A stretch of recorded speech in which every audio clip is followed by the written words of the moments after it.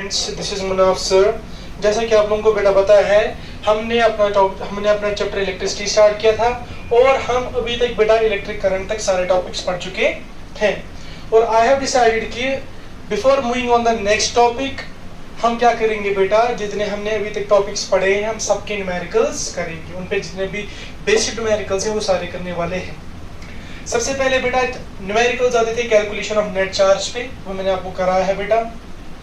Quantization of charge पे numerical बनता है Q is equal to NE, वो भी मैंने आपको बेटा कराया है।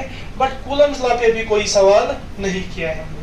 देखो बेटा कूलम्स लॉ की फॉर्मूला मैंने लिख के रखी है, F is equal to K Q1 Q2 by R square. ठीक है बेटा। अब देखो बेटा कैसे आ सकते हैं क्वेश्चंस। मैं बोलूंगा बेटा Q1 है बराबर 2 माइक्रो कूलम की, 2 है बराबर 2 माइक्रो कूलम के। इसके बाद जो मेरा Q2 है बेटा ये है 4 माइक्रो कूलम की। ठीक है बेटा। और मैं बोल रहा हूं डिस्टेंस ऑफ सेपरेशन है बेटा आप लोगों की 200 मीटर। 200 मीटर। सर आपने क्यों ये बहुत कम लिए और ये बहुत ज्यादा लिए? क्योंकि मैंने बताया था बेटा कूलम्स लगता है पॉइंट चार्ज पे। पॉइंट चार्ज क्या बनते हैं चार्जेस जब डिस्टेंस ऑफ सेपरेशन बहुत ज्यादा हो। पहला सवाल पूछ सकते हैं बेटा, निकालो electrostatic force between two charge. Electrostatic force between two charge. देखो बेटा हम पहले समझेंगे पॉसिबिलिटीज कहां से बनती है न्यूमेरिकल्स की। देखो वेरिएबल क्या क्या है, फोर्स वेरिएबल है, Q वेरिएबल है, Q2 वेरिएबल है और R वेरिएबल है। ये हमारे पास क्या है हमेशा कांस्टेंट। इसकी वैल्यू होती है 9 × 10⁻⁹।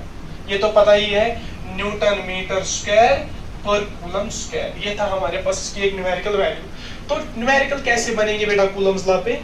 4 वेरिएबल्स हैं, कोई भी 3 देखे होंगे, चौथा निकालने के लिए बोलेंगे। जैसे कि इस सवाल में ये भी दिया है, ये भी दिया है, ये भी दिया है। निकालना क्या है बेटा फोर्स। Q1 देके, Q2 देके, R देके, निकालना क्या है बेटा फोर्स।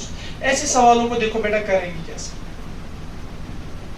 हमें फोर्स निकालना है तो सबसे पहले फॉर्मूला लिखो, F is equal to K Q1 Q2 upon R square, upon R square. इसके बाद क्या करेंगे बेटा, F निकालना है तो F को एज इट इज रखो, K की वैल्यू डालो 9 × 10⁻⁹ इंटू Q1 कितना है बेटा 2 माइक्रो कूलम। मैंने आपको बेटा सिखाया है पिछले लेक्चर में कि 2 माइक्रो कूलम को क्या लिख सकता हूं मैं, 2 × 10⁻⁻6 कूलम। तो डालो 2 × 10⁻⁻6 कूलम मल्टीप्लाई बाई Q2 कितना है, Q2 है 4 माइक्रो कूलम। तो क्या लिख सकता हूं 4 माइक्रो कूलम को 4 × 10⁻⁻6 कूलम, 4 × 10⁻⁻6 कूलम डिवाइडेड बाय, ठीक है बेटा, R स्क्वायर। R कितना है 200 मीटर। कितना है बेटा 200 मीटर। देखो बेटा सर आपने क्यों इसको कूलम की फॉर्म में लाया? ये जो माइक्रो कूलम में था माइक्रो कूलम में ही करते। नहीं बेटा, यहाँ पे डिस्टेंस देके है SI यूनिट में। किसमें देके है बेटा SI यूनिट में। तो मुझे कोशिश करनी है सबको किसमें लाना है SI यूनिट में। और चार्ज का क्या होता है बेटा कूलम, इसीलिए मैंने सबको किसमें लाया बेटा कूलम में। तो 200 मीटर है बेटा हमारी क्या डिस्टेंस ऑफ सेपरेशन, मगर इसी पे क्या लगाना है स्क्वायर, क्योंकि R देके है तो R स्क्वायर क्या बनेगा 200 का होल स्क्वायर। तो F वापस सबसे पहले ये जो 10⁻⁻ वाली चीजें हैं इनको अलग करो और इन नॉर्मल नंबर्स को अलग करो। देखो क्या लिखेंगे 9 इंटू और कौन सा है नॉर्मल नंबर 2 इंटू और कौन सा है 4। आप साइंटिफिक कैलकुलेशन वाले नंबर्स को लाओ, 10⁻⁹ इंटू 10⁻⁻6 इंटू 10⁻⁻6 डिवाइड में क्या बनेगा 200 का स्क्वायर अगर करेंगे क्या बनेगा बेटा 4 और 4 0।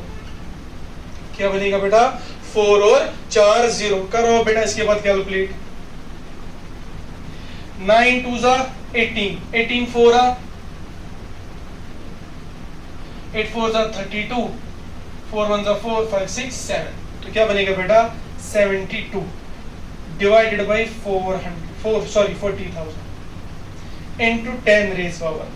bases are same and there is a sign of multiplication, powers are added, तो क्या बनेगा बेटा 10 raised power 9, powers are added plus दूसरी पावर है -6 प्लस -6।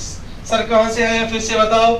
बेसिस जब सेम होती हैं, बेस सब की जगह क्या है बेटा 10, तो पावर्स को क्या किया जाता है सम किया जाता है, ऐड किया जाता है।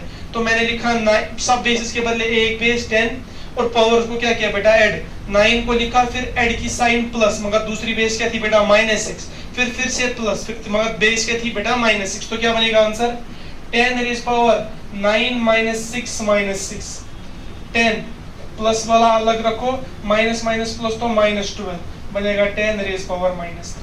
क्या बनेगा बेटा 10 रेज पावर -3। समझ आया बेटा। इसके बाद बेटा क्या करोगे, करो इसके बाद बेटा कैंसिलेशन, 2 3 जा 6, ये इसको 1 देगा, 2 6 जा 12, 2 2 जा 4, 1 2 3 4 0, फिर से 2 1 2, 2 8 16, 2 1 जा फिर से 4 0, उसके बाद 2 9 18, फिर से 2 5 10 3 0। अब इसके बाद बेटा सीधे कैलकुलेशन करो, देखो क्या बनेगा 9 डिवाइडेड बाई 500 इंटू 10 की पावर -3।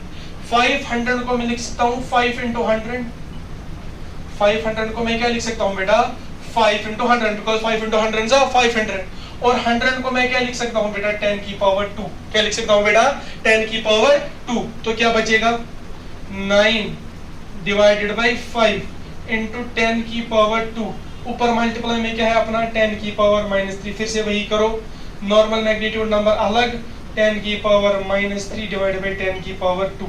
ठीक है बेटा। 9 डिवाइडेड बाई 5 कितना होता है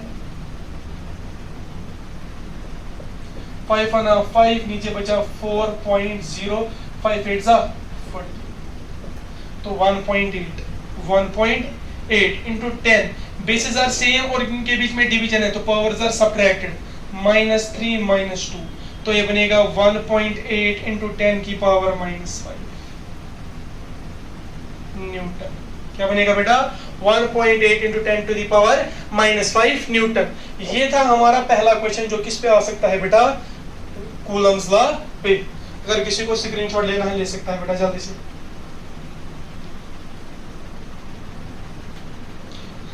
अब नया क्वेश्चन स्टार्ट करते हैं बेटा, अगला पैटर्न।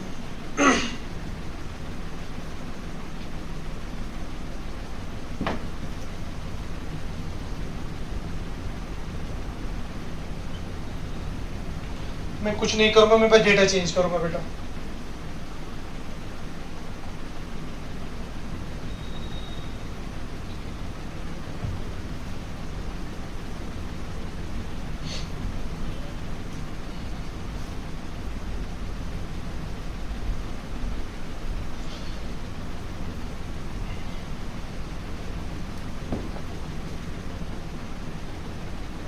देखो नया क्वेश्चन क्या बन गया बेटा मेरे पास।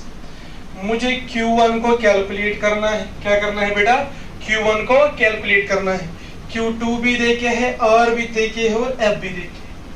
तीन चीजें मुझे देके है। क्या Q2 देके है, R देके है, F देके है। निकालना क्या है बेटा Q1। क्या निकालना है बेटा Q1। तो लगा formula F is equal to K Q1 Q2 by R square. अब मुझे Q1 को एलिमिनेट करना है क्योंकि मुझे Q1 चाहिए। एलिमिनेट करने का मतलब, और बेटा याद रखना जो चीज चाहिए एक तो वो न्यूमरेटर में आनी चाहिए बेटा अकेली, और आनी चाहिए बेटा किसमें इक्वल टू के एक साइड, चाहे लेफ्ट चाहे राइट।